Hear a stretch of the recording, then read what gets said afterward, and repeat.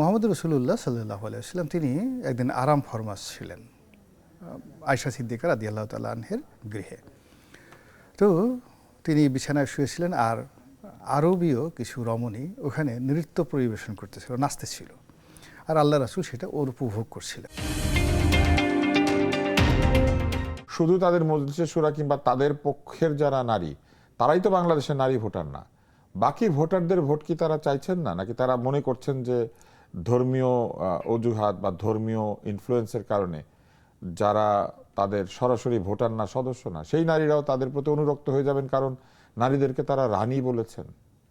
তো আমার আসলে স্কুল জীবন কেটেছে গ্রামে থেকেছি। তো গ্রামীণ অবকাঠামোতে কৃষিতে আমি যেটা দেখেছি অলমোস্ট মোর দ্যান 60% যে স্টেক হোল্ডার গ্রামীণ নারী সমাজ, অন্তত আমার শৈশবে আমি সেটা দেখেছি। নারী ছাড়া আমাদের কৃষি হতো না। আমাদের বাড়ির চারপাশ দিয়ে যে সকল মৃৎশিল্প ছিল, অন্যান্য যে সকল কুটির শিল্প ছিল, তারপরে তাঁত শিল্প ছিল, ওখানেও মোর দ্যান 60% যারা নারীরা অংশগ্রহণ করে। এরপর আমি গার্মেন্টস ব্যবসা আছে, সেই গার্মেন্টস ব্যবসাতে অলমোস্ট 80%ই সেখানে নারী শ্রমিক যারা ইকোনমিক চাকা চালাচ্ছে। রাজনীতিতে এসে দেখলাম যে পুরুষরা যখন ভয় পেয়ে যায় এবং পুলিশকে ভীষণ রকম ভয় পায়, তখন তারা নারীকে ঢাল হিসেবে ব্যবহার করে প্রায় সব রাজনৈতিক দলগুলো। সেখানে বিএনপি, আওয়ামী লীগ, জাতীয় পার্টি, তাদের যে নারী কর্মীগুলো রয়েছে তারা ভীষণ রকম ডেসপারেট রাজপথে। তো বিপদ যখন কেটে যায়, কেন তাদেরকে আবার স্মরণ করা হয় না? বা একটা পরিবারে যখন খুব বিপদে থাকে, স্বামী স্ত্রী একসঙ্গে কাজ করছে, সারা রাত জেগে সেই পল্লী বধূ সে কাজ করছেন, কিন্তু সেই স্বামী যখন একটু অবস্থা ভালো হয়ে যায়, সে কেন তার সেই স্ত্রীকে ভুলে যায়? সে কেন চায় যে মানে তার যে কর্মকাণ্ড, সেই কর্মকাণ্ডে নারী অংশগ্রহণ না করে, অথচ তাকে ওই জায়গায় পৌঁছে দেওয়ার পেছনে কিন্তু নারীর একটা বিরাট ভূমিকা রয়েছে। তো আমার কাছে যেটা মনে হলো যে আমাদের মনস্তাত্ত্বিক জগতে যারা পুরুষ রয়েছেন, পুরুষ সেটা শুধু জামাতের পুরুষ নয়, সব দলের পুরুষই, যাদের মধ্যে হীনমন্যতা রয়েছে, যাদের মধ্যে উদারতার অভাব রয়েছে, এবং যারা তাদের মা, ভাই, বোনের পরিবারের মধ্যে যারা নারীদের রয়েছে, ছোটোকাল থেকে যাদেরকে শ্রদ্ধা করতে শিখেনি, তারাই যখন একটা ভালো পজিশনে পৌঁছে যায়, রাষ্ট্রীয় ক্ষমতা, ব্যবসা বাণিজ্যে কিংবা ধরেন প্রাইভেট এন্টারপ্রেনারশিপে, সেক্ষেত্রে নারীকে বঞ্চিত করার একটা উদগ্র বাসনা তাদের মধ্যে কাজ করে। এই হলো একটা। 2 নম্বর হলো যে আমাদের যে রাজনীতি এবং আমাদের যে অর্থনীতি এবং আমাদের ধর্ম, এই সব ক্ষেত্রেই নারীকে নিয়ে আমাদের যাকে বলা হয় একটা প্রচণ্ড পুরুষদের মতো একটা হীনমন্যতা কাজ করে। আমি তো দেখি যে ব্রিটিশ বিরোধী আন্দোলনে যদি সরোজিনী নাইডু না থাকতেন, তাহলে হয়তো ভারতের ইতিহাস ভিন্ন হতে পারত। কিংবা ধরুন আমাদের এই বাংলা ইলামিত্র, আমাদের স্বাধীনতা পূর্ব সময়টাতে সাজেদা চৌধুরী, মতিয়া চৌধুরী, তাদের যে ভূমিকা, এমনকি সাহারা খাতুন রাজপথে তার যে লড়াকু ভূমিকা, সেই পর্যায়ে কিন্তু পুরুষরা অনেক জায়গায় নেগোসিয়েশন করেছে, অনেক সময় স্বৈরাচারের কাছে গিয়ে আত্মসমর্পণ করেছে, টাকা পয়সা ঘুষ খেয়েছে, দুর্নীতি করেছে, বারবার দল ত্যাগ করেছে। কিন্তু নারীরা যখন যে কাজটি করেছে সততার সঙ্গে, ন্যায়পরায়ণতার সাথে সততার সঙ্গে, তো সেই জায়গাগুলোতে জামাতের মতো একটা দল, যারা রেজিমেন্টেড ফোর্স হিসেবে আমরা জানি, তো তারা রেজিমেন্ট চালাতে গিয়ে নারীর যে রেজিমেন্টাল পাওয়ার, এটা তো they should know better than us, আমাদের সে জানা উচিত।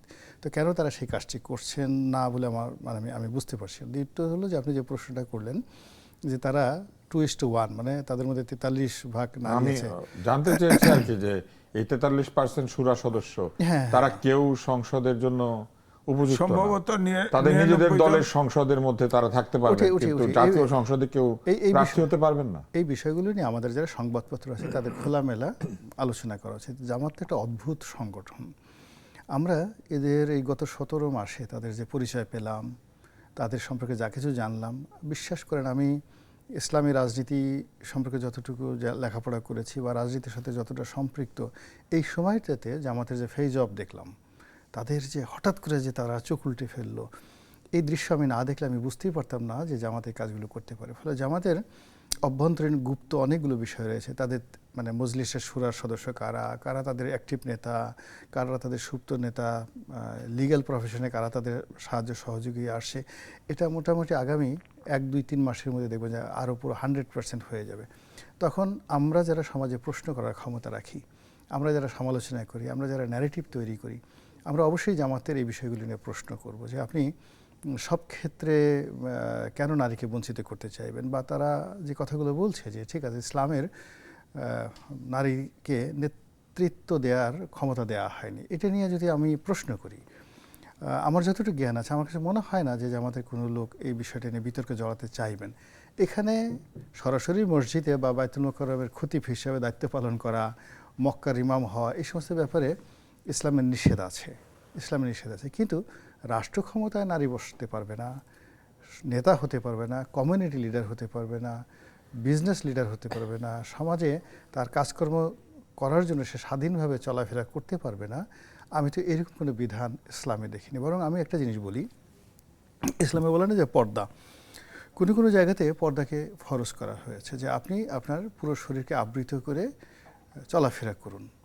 এটা নারী পুরুষ উভয়ের জন্য প্রযোজ্য। একটা পুরুষের শরীরের মধ্যে যে আকর্ষণীয় জিনিসগুলো আছে, যেগুলো দেখে নারী আকর্ষণ বোধ করেন, তো সেই বিষয়গুলো যখন পুরুষ খুব হেলে দুলে, তার খুব বডি আছে, মাসেল আছে, তার নিতম্ব আছে, এই জিনিসগুলোকে সে খুব সুন্দর করে আকর্ষণীয় করে নারী মহলে সে দুলিয়ে দুলিয়ে হাঁটলো, এটা ইসলামে নিষিদ্ধ।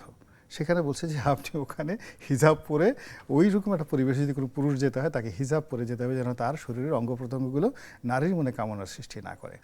আবার দেখা গেল যে অনেকগুলো পুরুষ এক জায়গাতে বসে আছে, একটা নারী সেখানে গেছে, সে তার আকর্ষণীয় দেহসৌষ্ঠবগুলো পুরুষের মধ্যে সে প্রদর্শন করলো। এটা আমাদের ইসলাম দরকার নেই, আমাদের স্বাভাবিক সিভিল সোসাইটিতে কিন্তু এই জিনিসগুলো আমরা পছন্দ করছি। ইসলাম ওই কথাগুলো বলেছে যে এইরকম একটা পরিস্থিতি যেখানে এরকম ঘটনা ঘটতে পারে, সেখানে নিজেকে সংযত করুন। এখন এটার বিপরীত কথাও আছে।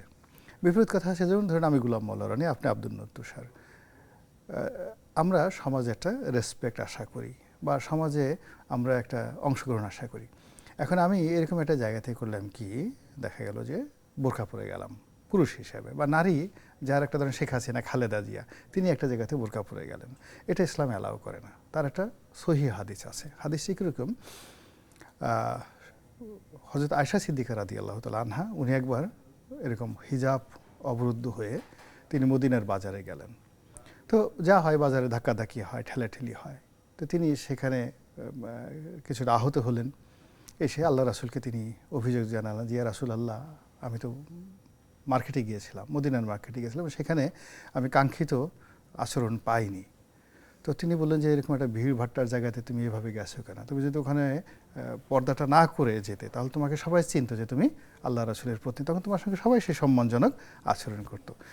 এই হাদিসে তারা বর্ণনা করবে না, এই হাদিস কখনো বর্ণনা করবে না। আর একটা বিখ্যাত হাদিস রয়েছে, সেটা হলো সমকালীন জীবনবোধ।